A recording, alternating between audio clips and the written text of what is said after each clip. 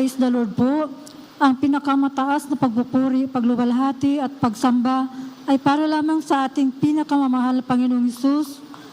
Hesus po lamang, dobling paggalang, pagrespeto at patuloy na pag-aalala sa mga ginintuang turo at aral ng ating dearly beloved Honorable Pastor Will D. E. Almeida at beloved Honorable Assistant Pastor Lina C. Almeida.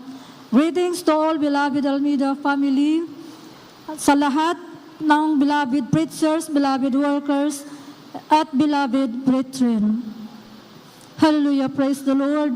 Ako po'y nagpapasalamat sa ating pinakamamahal na Panginoong Hesus, mga minamahal. Dahil noong last year po, year 2024, ako po'y nagkasakit, mga minamahal. Nagkaroon po ako ng ubo. Akala ko po ay ordinary lang po na ubo. Sa nagkatagal, mga minamahal, bumagsak po ang katawan ko. Ako po'y biglang nangangayat, sobrang payat po, mga minamahal. Kaya sabi ng beloved daughter ko na ipa-check up daw para malaman kung anong dahilan sa pagkapayat ko, mga minamahal. Sa madaling sabi, pina-check up po namin. At ang sabi ng doktor ay, mayroon daw po akong tuberculosis, mga minamahal. At ito daw po yung ginagamot sa loob ng 6 months. Sa sobrang kagustuhan kong gumaling, mga minamahal, ininom ko po yung gamot, mga minamahal. Sa madaling sabi, dumating ang 6 months, wala namang nangyayari sa aking katawan. Tuloy, lalo akong pumapayat, mga minamahal. Tapos, hallelujah, praise the Lord. Binabayaan ko na lang po hanggang sa nagdaan ng mga buwan, patuloy dumaan ng mga buwan, mga minamahal, hanggang sa nahirapan na po akong maglakad, mahal mga minamahal. Doon pa po ang gawain natin sa Amoranto. Doon po natutumba ako bigla, mga minamahal. Pakiramdam ko walang lakas ng aking mga tuhod, hallelujah. Hanggang sa namaga na po yung kaliwang paa ko, mga minamahal. Kaya pinacheck up naman din namin ulit, mga minamahal. At ang sabi ng doktor ay, may diabetes daw po ako, nasa 300 ang aking blood sugar, mga minamahal. At ginagamot, binigyan niya ako ng resita na pang 1 month po, mga minamahal. At ito po ininom ko, mga minamahal, sa kagustuhan na ako'y gumaling. Hallelujah, praise the Lord. Ang di ko maintindihan, mga minamahal, habang iniinom ko yung mga gamot, sobrang kirot po ng mga kalamnan ko sa aking binti, sa mahita, lalo na sa aking mga paa. Sobrang pamamanhid po, mga minamahal. Dahilan po nga, nahirapan ako maglakad. Hallelujah, praise the Lord. Kaya naisip ko, mga minamahal, hallelujah, praise the Lord. Nagpupuri po ako, one time po, nagpuri ako. Pagkatapos kong magpuri, mga minamahal, sabi ko sa ating pinagmamahal ng Hesus, mahal na Panginoong Hesus, patawarin mo po ako. Tulungan mo po ako. Anong gagawin ko? Hallelujah, praise the Lord. Hanggang sa bigla naisip ko, mga minamahal, na mag-fasting kahit, hallelujah, kahit sa kabila ng kapayatan ko, pero gusto ko rin pong mag-fasting, mga minamahal.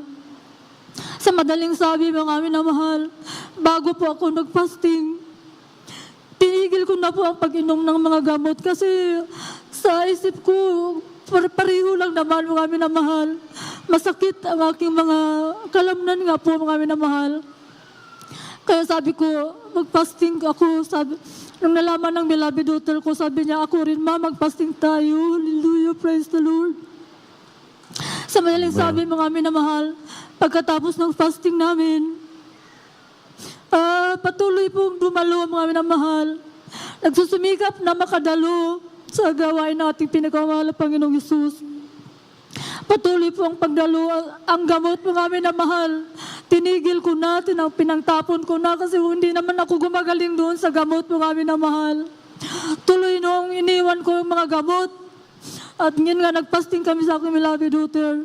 Patuloy sa pagdalo sa gawain nating pinagmamahal na Panginoong Hesus, mga minamahal. Hindi ko po napansin na nakakalakad na po ako. Oh, glory to God. Pinagaling na po pala ng ating pinakamamahal na Panginoong Hesus. Hallelujah, praise the Lord. At isa rin pong pasalamatan ko mga minamahal. Nung baguhan pa po kami sa pananampalataya, siguro may 3 months kami o 5 months noon.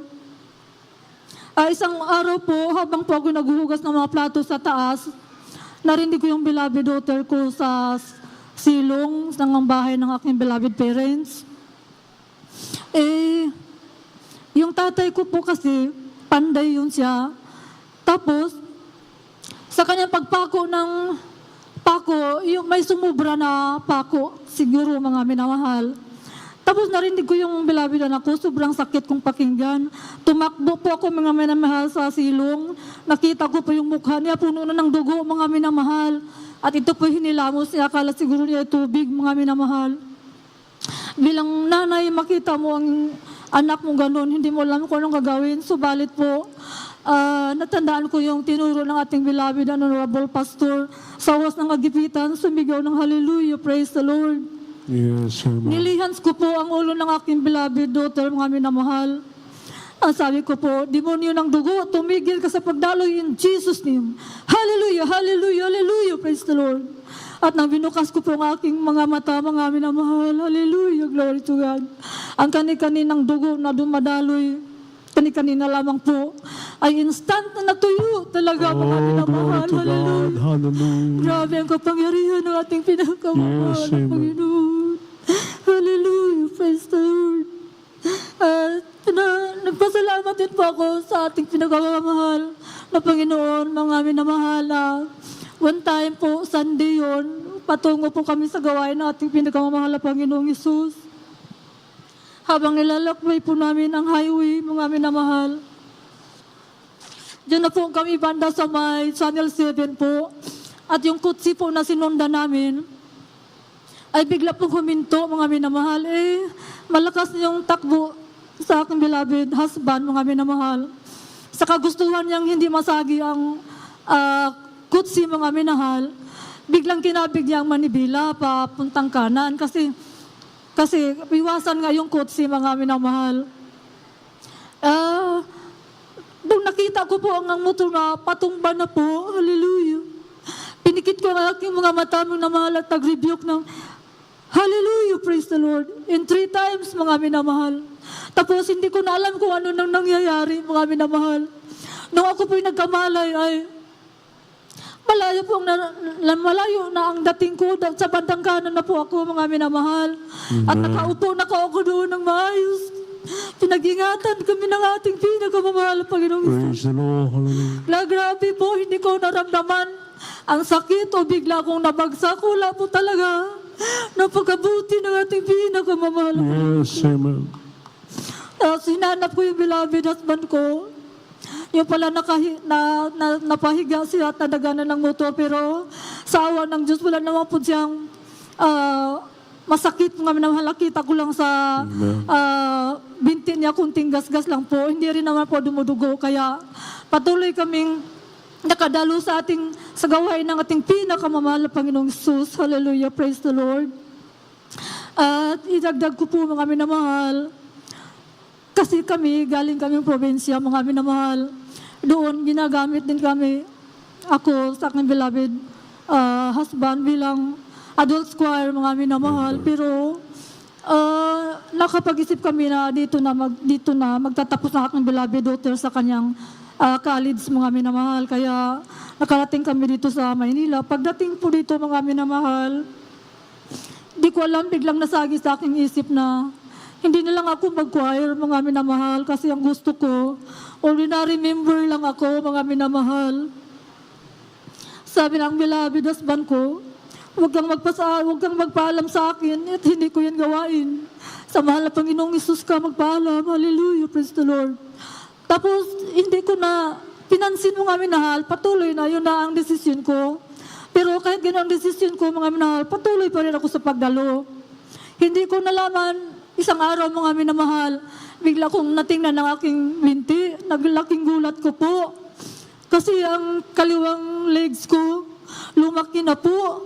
Ay, hindi ko alam kung anong dahilan. Baka ako, na-allergy lang ako sa pagkain o ano. Hindi ko pinapansin, mga minamahal, patuloy pa rin ako sa pagdalo. Doon sa may Amoranto po yun. Ah, tapos, patuloy sa pagdalo. Ngayon, isang araw po, bigla ko namang tiningnan yung paa ko.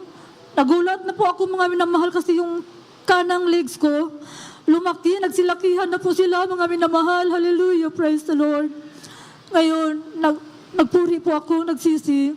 Sabi ko, kasi sabi ng beloved husband ko, ipa-check up daw. Sabi ko, ayaw kong ipa-check up kasi gusto kong magbulay-bulay lang po ako kung saan ako nagkamali, nagkasala sa ating pinakamamahal pa ng Jesus. Kaya after ko nagpuri, mga minamahal, sinabi ko sa ating pinakamamahal pa ng Jesus, mahal na Panginoong Jesus, patawarin mo po ako. Kung yung salita man nabitawan ko na ayaw ko nung mag-choir, ngayon pa lang po ay binabawi ko na po. Ako po ay magpatuloy na po mag-choir hanggang sa iyong pagbabalik. Amen. Kahit di man karapat-dapat sa iyong harapan, mga minamahal. At isang araw po, mga minamahal, tinignan ko naman na aking legs. Hallelujah. Laking gulat ko, mga minamahal. Dahil yung naglalakihan ko, mga binti, ay instant na bumalik sa normal. Praise Hallelujah. God. Praise the Lord. Hallelujah. Maraming salamat po sa iyo, mahal na Panginoong Isus. At ako'y patawarin mo, mahal na Panginoon. Tunay na makapangyarihan at buhay ang ating Diyos. Yes, amen. Hallelujah. At hanggang dito na lamang po ang lahat ng pagpupuri, pagsamba, pasasalamat at pagdadakila ay para lamang po sa ating pinakamamahal na Panginoong Isus.